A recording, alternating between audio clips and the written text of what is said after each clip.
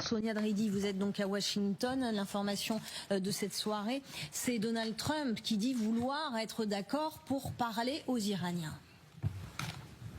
Oui, le président américain qui s'est entretenu il y a peu avec The Atlantic et il a confié donc aux journalistes qu'il voulait parler aux Iraniens, qu'il était prêt à leur parler. Il a ajouté ils auraient dû le faire plus tôt. Il a aussi dit que beaucoup d'Iraniens avec lesquels cette administration, les négociateurs, parlaient ces derniers temps ont été éliminés dans les frappes. Et lorsque le journaliste lui a demandé quand est-ce qu'il allait parler aux Iraniens, si c'était aujourd'hui, demain, il a dit qu'il ne pouvait pas apporter de précision. En tout cas, c'est un style de communication très étonnant et inédit de la part de Donald Trump depuis l'annonce de ces frappes, depuis la vidéo qu'il a publiée sur son réseau Truth Social pour annoncer ces frappes. Il n'y a pas eu de retour précipité à la Maison-Blanche. On a appris tout à l'heure que 3 Américains au moins avaient été tués dans cette intervention. Il ne s'est toujours pas exprimé sur le sujet. Il n'y a pas d'allocution prévue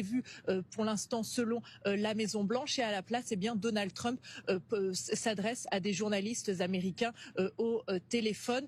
Donald Trump qui sait qu'une grande partie de son opinion publique était contre cette intervention en Iran et surtout beaucoup craignaient au sein même de son camp la perte de soldats américains.